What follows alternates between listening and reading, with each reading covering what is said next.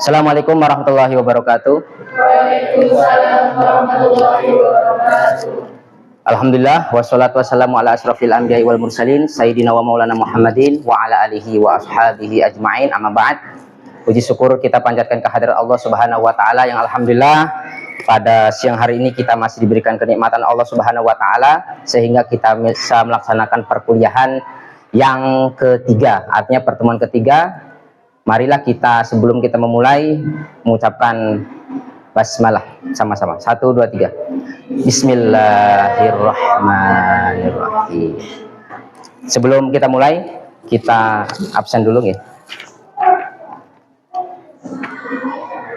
Ilma hadir ya. Tiara, Ulum, Ali Nurdin, mana? Hadir ya. Nini, terus Dewi, Zidan. Nah, terus yang lain kemana? Ada yang alpa nggak hari ini? Ada yang izin? Nah, tidak ada. Masuk semua ya. Alhamdulillah. Oke. Sebelum kita memulai perkuliahan kita yang ketiga, coba berdiri dulu. Berdiri dulu. Simulasi supaya tidak ngantuk, nggih. Coba hadap kiri. Hadap kiri. Nah, silakan punggung temannya dipijit. Monggo. Ya sudah. Oke, sekarang gantian. Gantian. Oke. Oke, terima kasih. Silakan duduk kembali. Oke. Teman-teman, seperti yang sudah kita lakukan kemarin, artinya Al-Quran sudah saya jelaskan di pertemuan yang kedua. Coba sebelum kita melanjutkan materi yang selanjutnya, siapa yang mengetahui apa sih pengertian Al-Quran secara bahasa? Ayo, siapa yang bisa menjawab? Al-Quran. Apa sudah lupa? Coba, Al-Quran itu apa? Al-Quran adalah, coba, siapa namanya? Ayo, Mbak Nini, silakan jelaskan tentang Al-Quran itu apa? Secara bahasa kata Qur'an. Ya. Artinya bacaan. Terus kalau secara istilah? Secara istilah Al-Quran adalah kalam Allah yang diturunkan pelajaran ilmu secara malaikat tersebut. Oke. Dan diturunkan secara berakal. Oke, bagus, sudah menguasai dengan baik ya. Terus kemudian apa yang harus dilakukan oleh seorang pembaca? Itu kan tidak semua bisa baca ya. Artinya, kenapa sih Al-Quran tidak asal dibaca dengan misal tidak berwudu dan sebagainya? Itu harus dalam keadaan Al-Quran itu boleh dipelajari atau dibaca oleh umat Islam saja, atau boleh dipelajari oleh agama yang lain? Boleh? Boleh atau tidak? Boleh. Artinya, kalau kita merujuk pada ayat ini, syahrul Ramadan alladzi unzila fihil Qur'an hudallin linnas, bukan hudallil mukmin. Hudalin linnas. Kalau mukmin nanti ada pengecualian sehingga Al-Quran terkesan itu hanya fokus kepada Muslim saja. Ternyata di sini hudalin linnas. Bagus, seluruh siapa saja boleh mempelajari Al-Quran. Begitu ya? Oke. Kemudian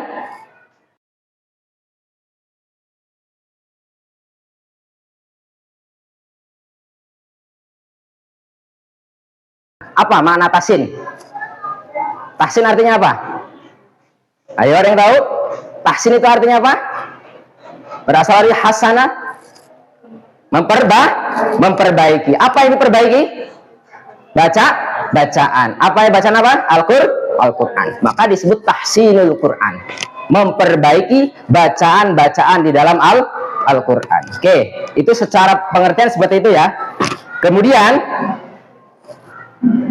nah, setelah kita mempelajari tahsin Al-Quran, memperbaiki Al-Quran, apa sih sebenarnya tujuan daripada kita mempelajari Al-Quran? Nih, di sini ada man qara'a harfan min kitabillah falahu bi hasanatun wal hasanah bi asri amsalihha la aqulu alam harfun dan sebagainya. Jadi, kalau kita membaca Al-Quran, itu satu huruf saja itu memperoleh pahala yang sangat besar. Iya enggak? Satu huruf dinilai sangat besar. Berapa itu? 1000 apa? Pahala. Seandainya teman-teman besok menjadi seorang guru, kemudian mengajarkan kepada muridnya alif, ba sampai ya, apalagi Al-Quran berapa huruf coba? Ada yang tahu berapa huruf di dalam Al-Quran? Dihitung sendiri setelah ini ya.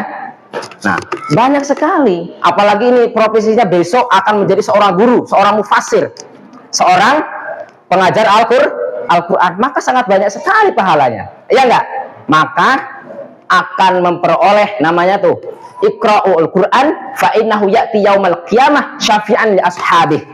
Jadi orang yang membaca Al-Quran besok itu akan mendapatkan syafaat dari Al-Quran itu sendiri. Misal nih Mas Azidan besok dia termasuk orang yang bisa mengamalkan Al-Quran, maka Al-Quran itu akan datang ke kuburan kita ketika kita sudah mati, ketika mau dicambuk malaikat, datang itu Al-Quran, misal An-Nas, Al-Waqiah, Al-Yasin dan sebagainya, itu akan datang kepada kita. Paham ya? Oke, kemudian selanjutnya, nah, dalil Al-Quran dan Sunnah, warattilil Qur'ana tartila. Ternyata ketika kita membaca Al-Quran itu tidak boleh ngawur. Artinya membelajar Al-Quran itu pun harus mempunyai sanad yang jelas. Sanad bagaimana caranya membaca Al-Quran yang baik. Tidak boleh kita mempelajari Al-Quran itu melalui media atau pakai Google atau YouTube. Misal nih teman-teman pengen belajar Al-Quran tapi pakai YouTube, kira-kira mutasil nggak ilmunya? Tidak. Maka ketika kita melakukan hal semacam itu, otomatis gurunya adalah setan. Itu sudah jelas ya. Maka kita harus mempunyai sanad keguruan. Warattilil Qur'ana tartila, yaitu dengan membaca Al-Quran dengan tartil. Dan tartil itu artinya apa? Ada yang tahu tartil apa artinya? Pelan, santai. Kemudian tartila dengan tartilan. Kemudian juga Rasulullah SAW bersabda, nawiru buyutakum bi aswatikum, hiasinya rumahmu dengan membaca Al-Quran yang merdu. Itu ya. Coba ada yang ditanyakan dari sini, teman-teman? Ada yang ditanyakan? Oke, kalau tidak kita lanjutkan ke slide selanjutnya. Nah, setelah kita berjalan, setelah kita mengetahui apa sih Al-Quran, kemudian apa sih tadi itu, apakah kita membaca Al-Quran dan sebagainya, kemudian sejarah dan perkembangannya. Saya tanya, sebelum Nabi Muhammad SAW, Al-Quran ada tidak? Tidak. Al-Quran diturunkan kapan? Pada tanggal berapa? Tahun berapa? 17 Ramadan tahun berapa? Nah, nanti dibuka lagi bukunya ya. Mungkin sudah lupa kemarin ya terkait sejarah Al-Quran. Sekarang saya sebut kembali. Ya tuh, pada zaman Nabi Muhammad SAW, kemudian tahsin sudah ada. Karena memang ketika Rasulullah SAW membaca pertama kali surat apa? Iqra bismi rabbikal ladzi khalaq. Berapa kali? Malaikat Jibril ketika Iqra kepada Nabi Muhammad SAW. Iqra ya Rasul. Lala, saya tidak bisa baca. Kemudian berapa kali? 3 kali. Akhirnya kemudian Iqra bismi rabbikal ladzi khalaq sampai dengan ayat kelima. Gitu ya. Itu pada masa Rasulullah SAW sudah dituntut untuk membaca tahsinul Quran dengan baik. Kemudian di masa siapa? Di masa sahabat. Nah, zaman Khulafaur Rasyidin. Al-Quran masih bersifat lisan. Ini belum ditulis ini. Masih bersifat lisan. Ada nggak Al-Quran pada saat itu? Sudah dibukukan 30 juz? Tidak ada. Artinya Al-Quran itu memang masih berbentuk lisan. Kemudian pada masa Abu Bakar itu ada gonjang-ganjing. Kenapa? Terjadi pembunuhan terhadap para hufat di perang apa? Ayo, perang apa? Yamamah. Ada berapa hufat dulu dibunuh oleh nabi palsu. Akhirnya kemudian ada inisiatif dari yang namanya sahabat siapa? Umar bin Khattab. Apa? Ya Abu Bakar, karena banyak sekali hufat yang sudah meninggal, alangkah takutnya kalau kita nanti Al-Quran itu akan hilang dari dada mereka. Kemudian Sayyidina Abu Bakar pada situ masih ragu. Kenapa? Belum pernah dilakukan oleh Nabi. Tapi karena ada tuntunan dari Allah Subhanahu wa Ta'ala, maka Sayyidina Umar menyadari, Sayyidina Abu Bakar menyadari. Akhirnya apa? Dibukukan. Kemudian pada masa Sayyidina Utsman bin Affan, kalau di masa Sayyidina Umar bin Khattab itu tidak ada pembukuan dan sebagainya karena sudah dicukupkan pada masa Abu Bakar. Nah, di masa ini itu adalah masa ekspansi perang. Makanya tidak ada. Nah, di masa Utsman bin Affan itu Islam sudah jaya. Sudah jaya karena sudah di masa Umar bin Khattab ini sudah terstruktur semua program dan sebagainya. Kemudian yang selanjutnya adalah masa modern. Nah, kemudian timbullah bacaan-bacaan mulai dari apa? Kitab Jajariyah oleh Ibnu Ar-Razi, kemudian Tuhfatul Atfal. Ada yang kenal kitabnya? Ada apa lagi? Hidayatus Sibyan, ada lagi Fathul Manan. Itu adalah kitab-kitab kebaruan modern yang mana tujuannya adalah untuk dipelajari oleh orang-orang yang ahlul Quran. Itu ya. Paham sampai sini? Paham? Bisa dimengerti? Oke, sebelum kita ke sana, coba tepuk 1, tepuk 2, tepuk 3, tepuk pramuka. Oke. Berapa kali? Tepuk 1, tepuk 2, tepuk 3, tepuk 13, tepuk pramuka. Nah, tepuk pramuka sama tepuk 13 itu sama. Tapi kenapa kok? Karena tidak tahu. Coba dihitung. Tepuk 13 sama tepuk pramuka sama. Tepuk. Nah, habis itu coba tepuk pramuka. Nah, tepuk 13. Oke, sudah tahu ya? Tepuk 13 sama tepuk pramuka tahu ya? Oke. Kemudian dasar tahsin.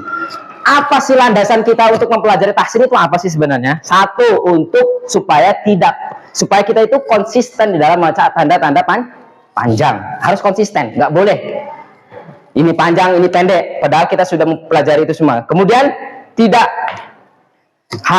dalam membaca al-gunnah, tidak konsisten atau tidak seimbang ketika kita membaca gunnah. Gunnah hurufnya ada berapa? Coba saya tanya. Huruf gunnah ada berapa? Ada dua, yaitu mim dan nun yang bertasydid. Kemudian pengucapan vokal yang tidak sempurna. Maka dijawab dasar-dasar kita mempelajari ilmu tahsin. Kemudian pengucapan huruf yang sukun yang tidak sesuai. Nah, bagi kita seorang guru atau besok ketika kita sudah terjun di masyarakat, itu sangat penting sekali. Ya atau tidak? Sangat penting. Kemudian faidah tahsin dan tilawah. Nah, refleksi. Jadi ternyata kita itu ketika kita membaca Al-Quran itu ada refleksi sendiri. Jadi otak itu main, mata itu main, kemudian apalagi yang main? Selain mulut juga main. Bukan hanya membaca Al-Quran diam saja gini. Enggak. Jadi semuanya harus gerak, lisan, gigi dan sebagainya harus gerak. Kanan kiri, ya toh? Nggak mungkin baca Al-Quran gini saja kayak mental kayak patung, kan nggak mungkin. Maka ada refleksi keimanan yang seorang muslim terhadap Al-Quran. Nah, jadi seperti itu, mencapai kualitas yang terbaik dalam baca Al-Quran, kemudian mengikuti jejak Rasulullah SAW, karena orang atau manusia yang paling sempurna membaca Al-Quran adalah Rasulullah. Nah, maka itu nanti akan bersambung sanadnya, termasuk sanad kita adalah sampai pada Rasulullah. Benar atau tidak? Benar. Oke. Kemudian masing-masing tingkatan. Nah, di dalam kita mempelajari tahsin itu ada beberapa tingkatan. Yang pertama tahqiq, kemudian tartil, kemudian yang selanjutnya bisa dibaca ya. Tahqiq itu apa? Nah, coba membaca dengan tempo yang sangat jelas artinya hurufnya, sifatul hurufnya, terus kemudian ikhfa, iklabnya dan sebagainya harus jelas. Kemudian tartil, bacanya pelan, gak gerusu-gerusu kayak dikejar maling, gak jelas. Jadi harus baca Bismillahirrahmanirrahim, jelas. Jadi sesuai dengan makhrajul hurufnya. Alhamdulillahi rabbil alamin. Gini, alhamdulillahi rabbil alamin arrahmanirrahim itu kayak tarawih tanggal apa bulan Ramadan. Artinya ya nggak apa-apa, itu syiar saja ya. Oke. Kemudian next, tadwir. Tadwir apa coba? Tempo sedang di antara tartib dan hadar. Gitu ya. Jadi sedang. Hadar apa? Cepat, namun tetap memperhatikan hukum tajwid. Gitu ya. Bismillahirrahmanirrahim. Alhamdulillahi rabbil alamin. Nah, biasa digunakan oleh para penghafal Al-Qur'an untuk mengulang hafalan dalam waktu yang singkat. Nah, itu khusus bagi yang para pembaca cepat, itu khusus bagi yang membaca atau menghafal Al-Qur'an. Kemudian hal-hal yang dilarang. Apa coba? Satu dibacakan. Tar'is. Seorang pembaca tidak boleh apa? Menghentikan bacaan secara tiba-tiba. Itu enggak boleh, atau ngambil lafaz. Enggak boleh. Kemudian yang tahzin. Nah, apa tahzin? Dengan gaya perhatian pendengar. Jadi dibuat-buat nih. Karena ada pacarnya akhirnya buat. Yang biasanya jelek akhirnya dibuat bagus, padahal tidak konsisten. Itu ya. Padahal tadi di awal harus konsisten. Ada orang ataupun tidak ada orang harus konsisten. Kemudian Pak tar'id apa? Nggak boleh berlebihan. Bismillahirrahmanirrahim. Nah, ketika mengucapkan roh itu tidak boleh berlebihan. Bismillahirrahmanirrahim. Jangan seperti itu. Artinya menyalahi aturan. Kemudian apa? Tadrib. Nah, mengubah panjang mat atau sebagainya. Yang harusnya pendek harus dibaca pendek. Kalau panjang dibaca panjang. Jangan dibalik-balik.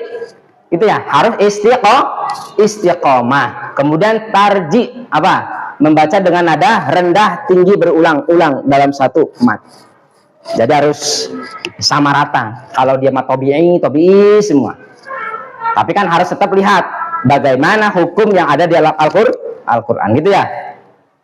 Kemudian next, tahrif. Apa tahrif? Bisa dipahami?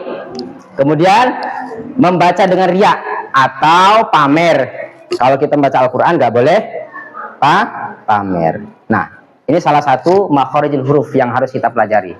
Gitu ya. Coba dilihat. Yang pertama, jauf. Apalagi hurufnya apa?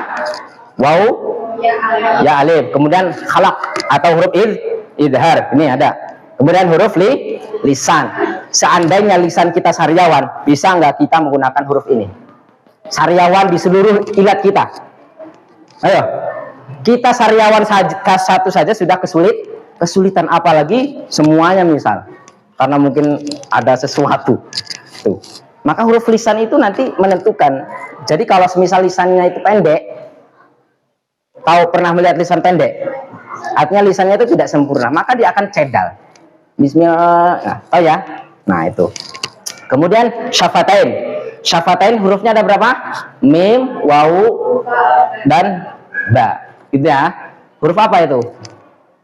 Dua bibir. Nah, jadi keluarnya dari bibir. Kemudian khaysum. Khaysum itu adalah huruf yang keluar dari pangkal hidung. Nah, huruf ini sangat kesulitan manakala kita sedang pilek. Coba sampai kita semua yang hadir hari ini pilek, ucapkan huruf ini, terutama ketika hunnah. Enggak seperti itu, enggak dipraktekkan. Maka bersyukurlah kita sempurna di dalam apa? Kesehatan kita sempurna. Itu ya. Oke. Ada yang ditanyakan? Kalau tidak ada, kita akhiri pertemuan kita yang ketiga ini. Ayo, silakan disepil dari sekian banyak apa yang sudah saya sampaikan. Ada yang ditanyakan, betul? Ayo. Tidak? Kenapa sih kita harus belajar tafsir? Tujuannya untuk apa? Untuk memperbaiki bacaan Al-Qur'an. Oke. Karena pertemuan kita sudah selesai, PR untuk minggu depan, pertemuan yang keempat, saya kasih tugas, catat. mencari hukum nun mati dan tanwin di dalam Al-Quran surat Al-Baqarah ayat 1 sampai 20. Mencari hukum nun mati dan tanwin di dalam surat Al-Baqarah ayat 1 sampai ayat 20. Besok minggu depan, pertemuan minggu depan dikumpulkan, kemudian dipresentasikan. Gitu ya? Oke.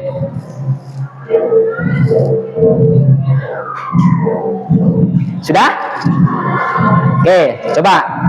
Kalau sudah, kita akhiri pertemuan kita pada sore hari ini. Akhirul kalam, wabillahi taufiq wal hidayah. Assalamualaikum warahmatullahi wabarakatuh. Waalaikumsalam warahmatullahi wabarakatuh.